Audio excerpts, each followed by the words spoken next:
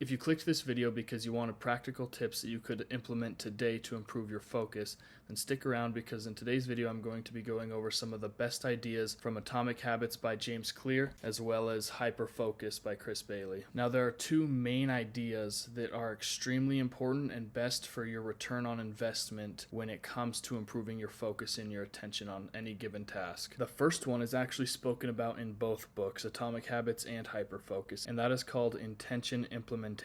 Essentially, the summary of the idea is that when you decide you're going to do any given thing, you make sure that there is increased intent going into it. For a super easy example, think about making your bed.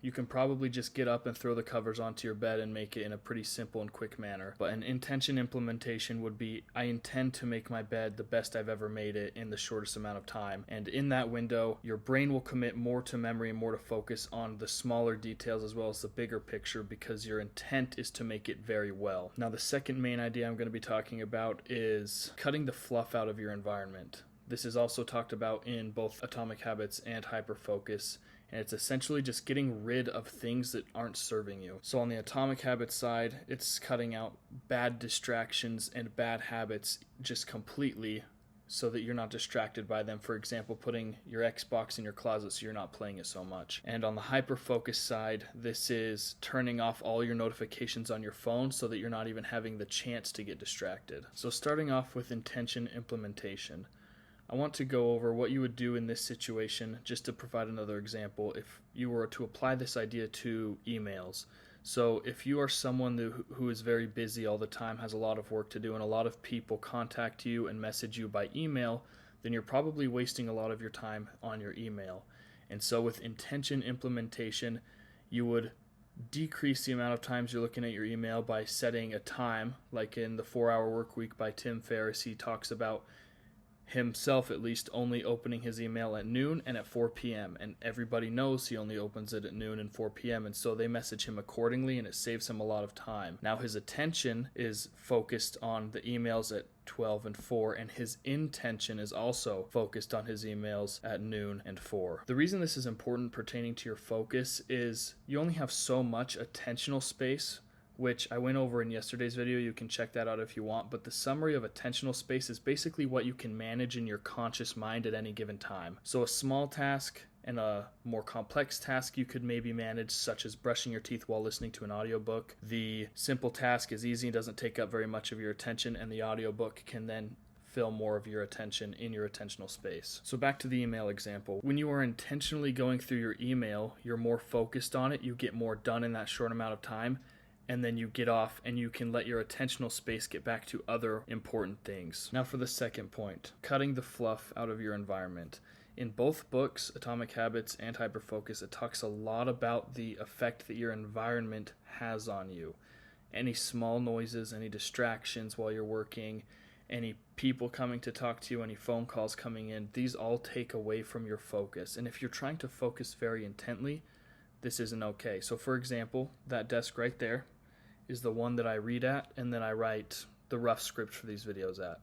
And when I'm over there, I leave my phone away from me. My phone's on Do Not Disturb. All of my notifications have already been off for years because I find them annoying, and nothing's going to bother me. I can focus very deeply on whatever book I'm reading, and then I can focus on writing down whatever ideas I think will benefit my viewers the best. When I do this, also, going back to intention implementation, my intent is to study and focus solely on the book. Because my intent is to get as much out of the book as possible when I'm reading it, my brain will commit more of that to memory, I'll get more out of it, and then I'll be able to give you guys more out of it. So when we're talking about cleaning up the environment, it's obviously impossible to avoid distractions completely, and so what you want to do is, if you need to indulge in a distraction, let's say you need to check your email, you do that with intention only when necessary, instead of constantly all day. The other thing you want to keep in mind is you should only delve into these distractions when you have the time or energy to actually take care of it so that it can be solved. So if you have to have a rough conversation with somebody and you also need to be doing your work, if they message you and you need to do it then, don't just kind of put in half of the work and do it, because then it will still be on your mind taking your attentional space and the distraction won't have been cleared. Take care of it all right then. Or if you don't have the energy, Just don't reply, set your phone off to the side, and keep working on whatever you're working on. The other thing Chris Bailey mentions in Hyperfocus, as well as James Clear in Atomic Habits, is that you need to simplify your environment. And on the Atomic Habits side, it's more remove distractions, remove temptations from the environment. Essentially, you just want to make it easier on yourself when you're trying to focus or implement new habits into your life. And so this could be things like if you're trying to eat healthier, throwing away or giving away junk food in your house. Another example of simplifying your environment would be, I don't have anything over there on my desk that has words on it, except the book that's open to the page I'm reading. If I have my notebook there that I take notes with, I keep it closed so there's nothing distracting me while I'm working. Now, one trick to get rid of the unresolved issues in your mind that may cause your mind to wander while you're working and therefore be a distraction that's hindering your productivity, you'll want to write them down with a specific time you're going to take care of them.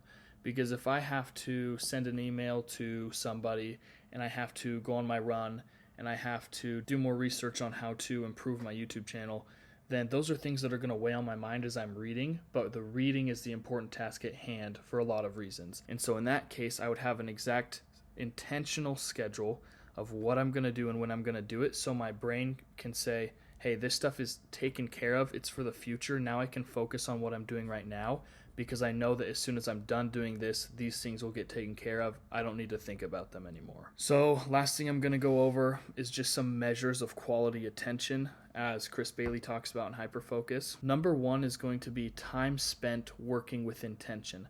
So that is the first measure of quality focus. How long have I gone working intently on whatever I'm working on? So how long have I read for? Usually it takes me about an hour to read 50 pages. So that is one measurement of how quality my attention is on whatever I'm working on. Number two is how long we're able to focus on one task for. So for me, how long I'm able to focus on reading before I can't.